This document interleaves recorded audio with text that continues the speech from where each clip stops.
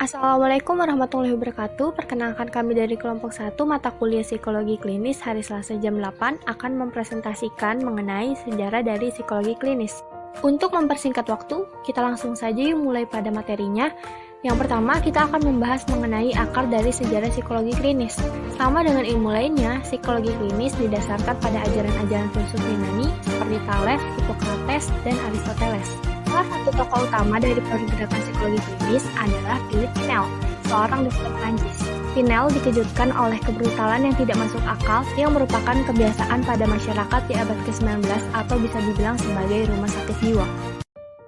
Selanjutnya kita akan membahas mengenai periode diagnosis dan penilaian yang terjadi pada awal tahun 1850 hingga 1899. Bagi banyak orang, esensi psikologi klinis selalu menekankan pada penilaian perbedaan di antara orang-orang.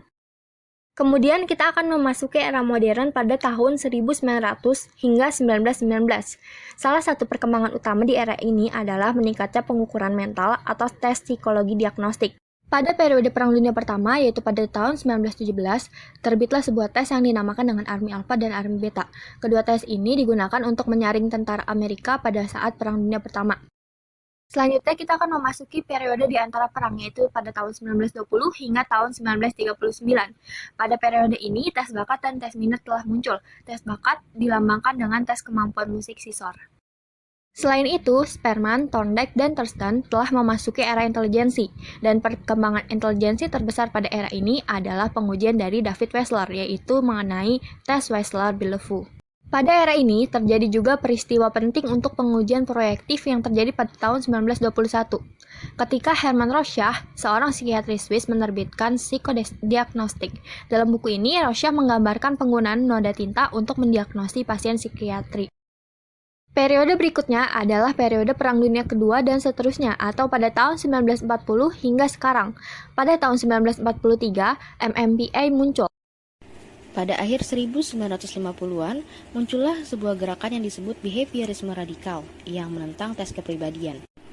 Tahun 1970-an muncullah penilaian perilaku, di mana perilaku dipahami dalam konteks rangsangan atau situasi yang mendahului atau mengikutinya. Tahun 1980-an dan 1990-an terjadi kebangkitan pada asesmen minat.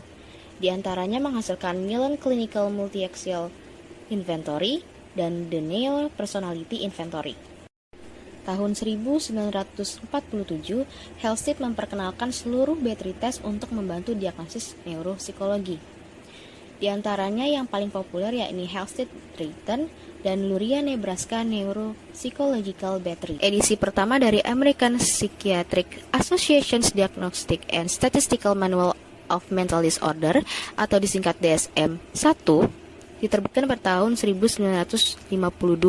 Kemudian revisi manual terus muncul secara berkala dan yang terbaru yaitu DSM-4-TR pada tahun 2000. Kemudian yang paling terbaru yakni DSM-5 yang terbit pada tahun 2013. Intervensi awal atau permulaan 1850 hingga 1899. Fokus Emil Kraepelin adalah pada klasifikasi psikosis, tetapi yang lain sedang menyelidiki pengobatan baru untuk pasien neurotik seperti sugesti dan hipnosis. Jean Charcot menyelidiki pasien dengan histeria yang memiliki gejala fisik. Kemudian Hippolyte Bernin dan Pierre Janet mengkritik karya Charcot tersebut. Kemudian, Brew dan Freud menerbitkan Studies on Hysteria pada tahun 1895 berdasarkan pengalaman Brew dalam merawat anak O yang didiagnosis histeria. Munculnya era modern, 1900 hingga 1919. Pada tahun 1900, Freud menerbitkan The Interpretation of Dreams. Tahun 1908 diterbitkan buku A Mind That Found Itself oleh Clifford Beers yang mengungkapkan pelecehan yang terjadi di rumah sakit jiwa. Bersama itu juga muncul gerakan kebersihan mental atau The Mental Hygiene Movement di Amerika. Tahun 1909, William Haley mendirikan klinik bimbingan anak di Chicago. Pada tahun 1905, Joseph Pratt dan Willwood Worcester mulai menggunakan metode diskusi suportif di antara pasien gangguan jiwa yang dirawat di rumah sakit. Di antara perang 1920 hingga 1939. Psikoanalisis pada awal abad 20 sebagian besar dikhususkan untuk pengobatan orang dewasa dan dipraktikkan hampir secara eksklusif oleh analis yang pelatihan dasarnya adalah kedokteran. Tahun 1928, Anna Freud, putri terhormat Sigmund Freud, menjelaskan metode terapi bermain yang diturunkan dari prinsip-prinsip psikoanalitik. Tahun 1930-an, klinik-klinik di Amerika Serikat kuat dengan ide-ide Adler. Selain itu, terapi kelompok karya G.L. Morano dan S.R. Slevson juga mulai menarik perhatian.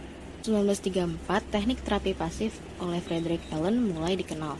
Kemudian pada tahun 1920, John Watson menggambarkan kasus Albert dan tikus putih yang terkenal, di mana seorang anak laki-laki dikondisikan untuk mengembangkan ketakutan seperti neurotik terhadap benda-benda berbulu putih. Beberapa tahun kemudian, Mary Carver Jones 1924 menunjukkan bagaimana ketakutan seperti itu dapat dihilangkan melalui pengondisian. Kemudian pada tahun 1938, masih kemudian J.Levy menggambarkan terapi hubungan. 1940 sampai sekarang.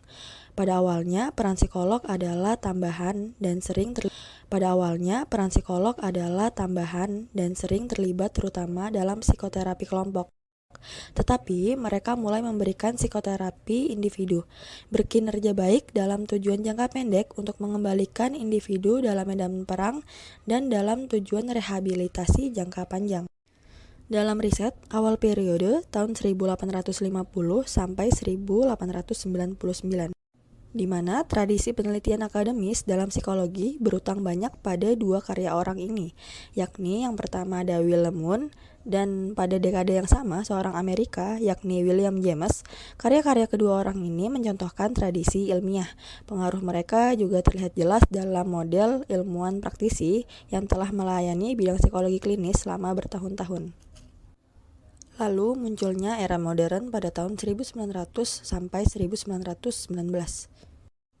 Selama periode ini, ada dua kejadian penting, yakni yang pertama Ivan Pavlov memberi kuliah tentang refleksi terkondisi. Lalu yang kedua adalah penelitian tentang tes kecerdasan. Karyanya tentang pengondisian meninggalkan warisan penting bagi psikologi klinis. Lalu gagasan pengondisian klasik telah menjadi bagian sentral dari teori dan penelitian, sementara juga memainkan peran dalam berbagai metode terapi. Lalu selanjutnya saat terjadinya perang pada tahun 1920 sampai 1939. Pada masa ini penelitian klinis masih dalam masa pertumbuhan. Contohnya di bidang penelitian akademis, behaviorisme dan psikologi Gestalt sangat menonjol. Behaviorisme mengajarkan dokter kekuatan pengondisian dalam pengembangan dan pengobatan gangguan perilaku. Lalu sementara itu, dalam psikologi Gestalt menekankan pentingnya pemahaman bahwa persepsi unik pasien berkontribusi pada masalah mereka. Penelitian lain di era ini yang menjadi pusat perhatian adalah pembelajaran sosial dan psikologi klinis yang dilakukan oleh Julian Rother pada tahun 1954. Dalam hal ini tidak hanya disajikan teori belajar sosial, tetapi juga serangkaian studi terkontrol yang memberikan landasan empiris untuk teori ini. Kedua teori tersebut yang menjadi dasar teori pembelajaran sosial selanjutnya. Bidang penelitian lain yang telah berkembang pesat adalah diagnosis, klasifikasi, pengujian, dan pengukuran psikologis. Munculnya DSM-3 pada 1980 memicu ledakan penelitian yang bertujuan untuk mengevaluasi keandalan, validitas, dan kegunaan kriteria khusus pada gangguan mental yang telah terdaftar. Beberapa jurnal psikiatri dan psikologi diterbitkan dalam DSM-3 untuk gangguan seperti skizofrenia, depresi, dan gangguan kepribadian antisosial. Profesi, masa awal, tahun 1850 sampai 1899. Pada masa ini berdirilah American Psychological Association atau APA pada tahun 1892 dengan G. Stanley Hall sebagai presiden pertamanya. Pada 1896, Leitner Whitmer mendirikan klinik psikologi pertama di University of Pennsylvania. Klinik Whitmer dikhususkan untuk perawatan anak-anak yang mengalami masalah dalam belajar atau yang sulit memahami pelajaran di kelas. Munculnya era modern, tahun 1900 sampai 1919. Pada era ini, identitas psikologi klinis semakin kuat. Hal itu dikarenakan beberapa faktor.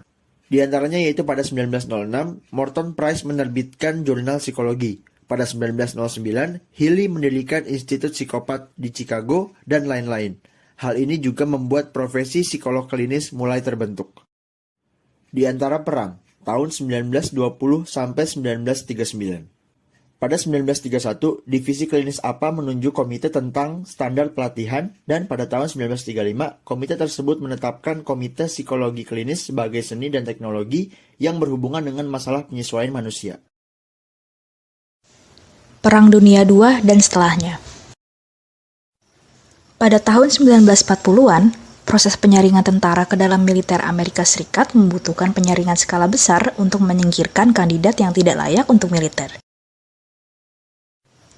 Lebih dari 1.700 psikolog bertugas dalam Perang Dunia II, dan mereka kembali ke kehidupan sipil mereka dengan tekad mengembangkan profesi dengan lebih baik. Hal ini mempengaruhi respon pemerintah terhadap isu kesehatan mental yang Amerika Serikat hadapi. Administrasi Veteran, atau yang disingkat dengan AV, punya kewajiban memberi rehabilitasi untuk warga yang menderita trauma emosional dari dinas militer. Selain itu, AV juga memberi dukungan secara finansial untuk pelatihan profesional kesehatan mental, serta menyediakan program magang bagi mahasiswa pascasarjana yang bergelar PhD. Di tahun 1946, AV memulai program pelatihan psikolog klinis. Di tahun 1945, Connecticut menjadi negara bagian pertama yang meloloskan undang-undang sertifikasi untuk psikolog. Dan di tahun 1953 diterbitkan standar etis yang berisi pencapaian penting dalam perilaku etis untuk psikolog. Pertumbuhan profesi. Sejak pertengahan 1960-an, psikolog klinis dalam bidang penelitian, penilaian, dan intervensi telah menjadi semakin behavioral. Dan di akhir 1960-an, cara mengubah perilaku berbelok dari psikoterapi menjadi pengondisian dan mengubah kemungkinan penguatan. Di pertengahan 1970-an, kognisi mulai muncul kembali, dan orientasi kognitif perilaku merupakan yang paling umum untuk pengobatan. Pada tahun 1970-an dan 1980-an, profesi berkembang lebih lanjut. Di tahun 1970, ada 81 program pelatihan pascasarjana dalam psikologi klinis dan lebih dari 12.000 dokter. APA di tahun 1892 mempunyai 42 anggota dan pada tahun 1987 ada hampir 67.000 anggota. Saat ini, APA mempunyai lebih dari 80.000 anggota dan ada lebih dari 200 program pelatihan doktoral psikologi klinis. Perpecahan 1988. Di dalam APA selalu terdapat konflik antara kelompok klinis dan rekan ilmiah mereka, dan konflik ini menempatkan ilmuwan praktisi di tengah-tengah. Masalah pun memuncak saat gagalnya rencana untuk menyelesaikan perpecahan kelompok klinis dan kelompok ilmiah akademik. Akhirnya, mereka yang kecewa dengan APA memberi tanggapan untuk membentuk organisasi baru yang terpisah, sehingga didirikan American Psychological Society atau APS di tahun 1988. Nah, itu dia sejarah munculnya psikologi klinis hingga bagaimana psikologi klinis berkembang dari waktu ke waktu. Terima kasih telah menyimak.